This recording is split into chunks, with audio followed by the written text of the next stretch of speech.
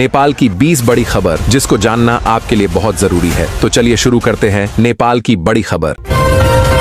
Social media ban हटाया गया। नेपाल सरकार ने फेसबुक, इंस्टाग्राम और एक्स पर लगाया गया बैन हटा लिया है। युवाओं के विरोध और जनदबाव के चलते सरकार को पीछे हटना पड़ा। लोग अब फिर से सोशल मीडिया का इस्तेमाल कर सकते हैं।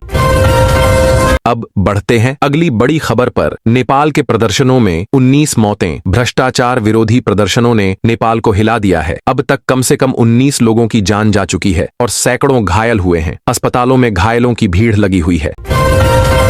नेपाल में कर्फ्यू लागू। काठमांडू समेत कई शहरों में हालात बिगड़ने के बाद कर्फ्यू लागू कर दिया गया है। सड़कों पर पुलिस और सेना गश्त कर रही है। आम लोगों की आवाजाही पर रोक है।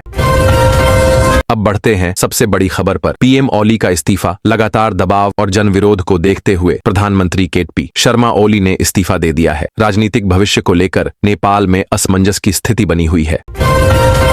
जनझेड़ का आंदोलन। युवाओं ने जीनजी मूवमेंट के नाम से एक बड़ा अभियान छेड़ दिया है। उनका कहना है कि अब नेपाल को भ्रष्टाचार और भाई भतीजावाद से मुक्त कराना ही होगा। संसद और सरकारी दफ्तरों में आगजनी। प्रदर्शनकारियों ने गुस्से में संसद भवन और सिंह दरबार जैसे सरकारी दफ्तरों में आग लगा दी। आगजनी से कई अहम दस्तावेज और इमारतें जलकर खाक हो गईं। नेपाल की सेना की तैनाती। शांति व्यवस्था बनाए रखने के लिए नेपाल सरकार ने सेना को तैनात कर दिया है। जगह जगह सेना के वाहन और जवान सड़कों पर गश्त कर रहे हैं। हवाई अड्डा बंद रहा। त्रिभुवन इंटरनेशनल एयरपोर्ट 2 दिन तक बंद रहा। धुएं और सुरक्षा कारणों से उड़ानें रद्द करनी पड़ी। अब एयरपोर्ट को दोबारा खोल दिया गया है।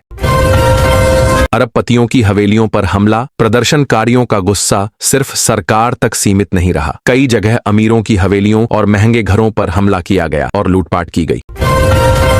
जेल से कैदी भागे। नेपाल के कई इलाकों में जेल से कैदी भाग निकले। इस वजह से सुरक्षा एजेंसियां अलर्ट पर हैं और फरार कैदियों को पकड़ने के लिए सर्च ऑन ऑपरेशन चलाया जा रहा है।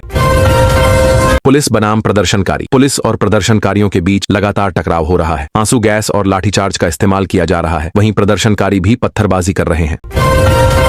अस्पतालों पर दबाव। झड़पों में घायल लोगों की संख्या बढ़ने से अस्पतालों में दबाव बढ़ गया है। डॉक्टर और नर्स 24 घंटे मरीजों का इलाज करने में जुटे हुए हैं। जांच समिति का गठन। नेपाल सरकार ने इन घटनाओं की जांच के लिए एक उच्च स्तरीय समिति बनाई है। समिति को जिम्मेदार लोगों की पहचान और कार्रवाई की सिफारिश करने का काम सौंपा गया है। सोशल मीडिया बैन से नाराजगी। सरकार द्वारा सोशल मीडिया बैन लगाए जाने से युवाओं का गुस्सा और बढ़ गया। यही फैसला आंदोलन को और भड़काने वाला साबित हुआ। नए नेपाल का नारा। प्रदर्शनकारी नए नेपाल का नारा लगा रहे हैं। उनका कहना है कि देश को भ्रष्ट नेताओं और पुरानी राजनीति से छुटकारा दिलाकर एक नई शुरुआत करनी होगी। विपक्ष का समर्थन। विपक्षी दलों ने खुलकर प्रदर्शनकारियों का समर्थन किया है। उनका कहना है कि युवाओं की यह लड़ाई देश को सही दिशा दे सकती है। स्कूल कॉलेज बंद। अशांति के चलते नेपाल के कई इलाकों में स्कूल और कॉलेज बंद कर दिए गए हैं। पढ़ाई लिखाई पूरी तरह से ठप हो गई है। आर्थिक गतिविधियां ठप। लंबे समय से चले आ रहे प्रदर्शनों का असर अब अर्थव्यवस्था पर भी दिख रहा है। दुकानें, बाजार और रोजगार सब प्रभावित हो गए हैं। अंतर्राष्ट्रीय प्रतिक्रिया। संयुक्त राष्ट्र और कई देशों ने नेपाल में शांति बनाए रखने की अपील की है। अंतर्राष्ट्रीय स्तर पर चिंता जताई जा रही है कि हालात और बिगड़ सकते हैं। डर और अनिश्चितता। नेपाल की आम जनता डरी हुई है। लोग घरों से बाहर निकलने से बच रहे हैं और भविष्य को लेकर अनिश्चितता का माहौल बना हुआ है।